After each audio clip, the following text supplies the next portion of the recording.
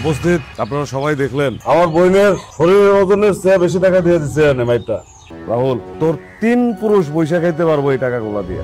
2 মেয়ে পুঁতে এই টাকাগুলা কোড়ায় নিয়ে চুপচাপ এখান থেকে চলে যান। কি রাহুল, টাহার বস্তা তো দেখলা, এবার বলো। না চাচা, আমি টাকা পয়সা নিব না, আমি রানের বিয়ে করবো, এটা হলো ফাইনাল। আমার টাকা পয়সার লোভ দেখে কোনো লাভ নেই। এই খয়রাতির বাচ্চা, জীবনে কোনোদিন এত টাকা একসাথে চোখে দেখছস? তারপর রানীর এই বিয়ে করবো, রানীর এই বিয়ে করবো, রানীর এই বিয়ে করবো। ভাই আমি তো আপনার বোনটা বিয়ে করতে চাইতেছি, আপনার বোনটা আমার দিয়ে দেন, তাইলে তো ঝামেলা শেষ, আমার টাকা লাগবো না। ভাই এমনি কোনো কাম হইব না, তুমি এক কাম করো, আব্বার পিস্তল দাই না আমার হাতে দাও, আমি একটা গুলি করে মাথার খুলে উড়ামু, বিয়ার শখ মিটে যাইব। হাই হাই, আমার বউ দেখি বিয়ে করার আগেই বিধবা হয়ে যেতে চাই, বাদ দাও না, তুমি বিয়েটা করে ফেলাই, চলো। তোর মতন পোলার আমি বিয়ে করবো, মইরা গেলেও না। এইভাবে তো সমাধান হইতেছে না, মেয়ে তো মোটেই রাজি না, আর এই পরিবারের কেউই রাজি না। রাহুলের মা, তোমার পোলারে বুঝাও। মেম্বার সাহেব, আমার পোলারে অনেক বুঝাইছি, বুঝ মানে না, কি করবো কোন?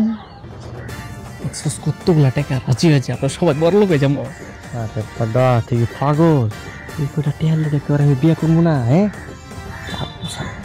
পরে যদি আমি বিয়ে করি তাহলে এই টাকা তো কিছুই না, তার টাকা পয়সা পামু তার লাগে জায়গা সম্পত্তি যা আছে সব আমার। এগুলো তার উপর লোক হয়ে যাবো। তালুকদার স্যার, এটা সমাধান কি? 10, 20, 50, 100, 200 না, 500 টাকার বান্ডিলে আমি আমার মাইয়ার ওজনে টাকা দিছি, তাও রাহুলের সমস্যার সমাধান হয়নি। এই পৃথিবীতে সব সমস্যার সমাধান হলো টাকা, আর টাকা দিয়েও যেটা সমাধান হয় না সেটা হয় বন্দুকের গুলি দিয়া। মেম্বার সাহেব, আমি আপনারে কইয়া দিলাম, এই পোলা যদি আর একবার আমার মাইয়ার পিছে যায় আমি ওরে গুলি করে মারো। জামশেদ, টাকা দিল আয়, রানী ভিতরে আয়।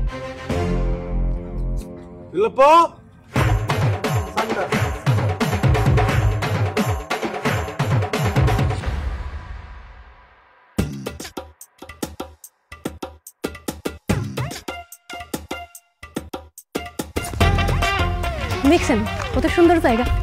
আপনাদের কি জানি সামনে নাকি মান্ডা কোন দেশ, ওই দেশে তো সুন্দর জায়গা আছে। বুলপা চাটা তেলাং চামিংচো, কি হয় সব সুং সাং সাং, কিছুই বুঝি না। বাংলা কইতে পারেন না? বাংলাই কোন?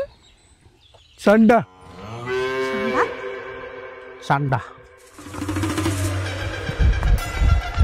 ডলে যাস। আরে বাড়ি ক্লো অবস্থা